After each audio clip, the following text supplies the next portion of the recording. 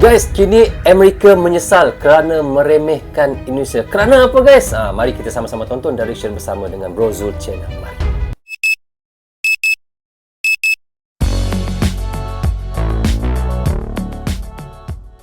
Hai guys, Assalamualaikum. Apa khabar semua? Berjumpa lagi kita di dalam Bro Zul Channel guys. Apa khabar anda orang Indonesia, orang Malaysia, orang Brunei, orang Singapura ataupun di seluruh Asia Tenggara? Apa khabar anda semua? Saya doakan semoga anda sentiasa sihat, sentiasa dalam rahmat Allah, sentiasa dalam lindungan Allah dan sentiasa diberkati oleh Allah Subhanahu Wa Taala. Itulah sebaik-baiknya rezeki yang Allah berikan kepada kita, iaitu kesihatan dan umur yang panjang. Okey guys, hari ini saya hendak menyaksikan satu lagi video daripada channel, iaitu update Indonesia. Anda jangan lupa pergi ke channel Update Indonesia, klik butang subscribe-nya dan klik butang loceng, tanda sokongan anda juga kepada Update Indonesia. Tajuk yang kita mahu reaksikan adalah Amerika Syarikat menyesal meremehkan Indonesia dan tidak terlalu melibatkan NKRI untuk melawan China.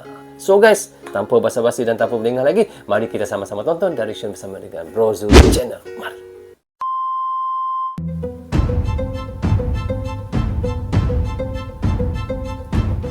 Amerika Serikat dengan PD-nya melarang Indonesia membeli Su-35 karena Amerika Serikat beralasan Indonesia tidak boleh punya Su-35 karena faktor ekonomi. Amerika Serikat ingin melemahkan Rusia dari segi ekonomi sehingga Su-35 dilarang laku ke negara lain termasuk Indonesia. Larangan Amerika Serikat ini jelas sepihak dan egois. Kerana mahu melemahkan ekonomi Rusia, maka Amerika melarang Indonesia membeli Su-35 dengan Rusia. Karena selama ini Indonesia tidak pernah terlibat perseteruan Amerika Serikat Rusia, namun malah kena imbasnya. Karena inilah Indonesia tidak terlalu antusias menyambut jargon Free and Open Indo-Pasifik yang didengungkan oleh Amerika Serikat. Apalagi Indonesia sebenarnya tidak terlalu peduli Amerika Serikat dan China ribut, asalkan jangan sampai berimbas ke Indonesia. Indonesia lebih mementingkan stabilitas kawasan, sehingga ASEAN bisa maju dan makmur bersama. Padahal Amerika Serikat sudah diwanti-wanti mantan Menteri Pertahanan Amerika Serikat, Jim Mattis, agar lebih mementingkan Indonesia dalam konflik Washington melawan China. Mattis mengingatkan agar Indonesia, India, dan Vietnam jangan sampai kena sanksi katsah. Jim Mattis mengatakan, kita hanya perlu melihat ke India, Vietnam, dan beberapa negara lain untuk menyadari bahwa pada akhirnya kita akan menghukum diri kita sendiri di masa depan dengan kepatuhan ketat terhadap katsah. Indonesia misalnya, berada dalam situasi yang sama, mencoba beralih ke lebih banyak pesawat kami, tetapi mereka harus melakukan sesuatu untuk mempertahankan warisan militer mereka, yakni Su-27 dan 30, di-upgrade ke Su-35. Bukan cuma Mattis, baru-baru ini Direktur Program Asia Tenggara di Lembaga Think and Law Institute Sydney, Benjamin Bland, mengatakan agar Amerika Serikat baik-baik kepada Indonesia. Baik-baik kepada Benjamin Indonesia, Bland menyarankan agar Menteri Luar Negeri Amerika Serikat, Antony Blinken, lebih mendorong agar Indonesia condong ke mereka. Betul. Karena Indonesia sebagai kekuatan utama ASEAN, pemimpin Asia Tenggara secara de facto bukan negara sembarangan. Benar.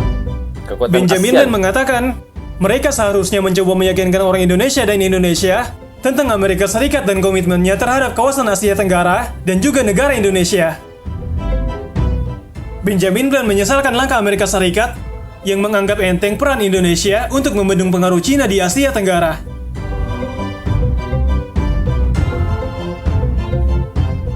Indonesia tidak masuk dalam agenda karena Amerika Serikat telah begitu fokus pada persaingan dengan Cina, dan Indonesia mewaspadai persaingan kekuatan besar ini. Di Asia Tenggara, Washington paling aktif terlibat dengan mereka yang lebih antusias terhadap serangan balik Amerika Serikat kepada China, seperti Singapura dan Vietnam.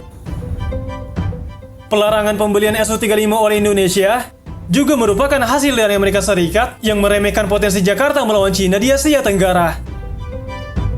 Larangan Amerika Serikat ini sebetulnya membuat Indonesia untung besar. Tidak jadinya sanksi katsah hinggap kepada Indonesia membuat Indonesia leluasa mendapat guyuran ratusan triliun rupiah per tahun dari Amerika Serikat. Hal ini dikarenakan nilai perdagangan Indonesia-Amerika Serikat mencapai ratusan triliun rupiah per tahun. Yang menggembirakan, nilai tersebut terus bertambah setiap tahunnya. Dibayangkan saja di bulan Januari sampai bulan September tahun 2021, perdagangan Indonesia Amerika Serikat surplus 25,07 miliar dolar Amerika Serikat, hampir menyentuh 354 triliun rupiah dalam setahun. 354 triliun rupiah. So guys, kita dah reaction tadi daripada update Indonesia. Itu katanya di sini, Amerika Serikat menyesal remehkan Indonesia dan tidak terlalu melibatkan NKRI untuk melawan China. Seperti kita tahu sekarang, rupa-rupanya Amerika menghalang Indonesia untuk membeli Sukhoi Su-35 dengan Rusia semata-mata. Sebenarnya Amerika hendak menghalang untuk pertumbuhan ekonomi Rusia, dan di situ nanti Amerika akan memberi imbuhan yang banyaklah kepada Indonesia jika tidak jadi membeli Su-35 dengan Rusia.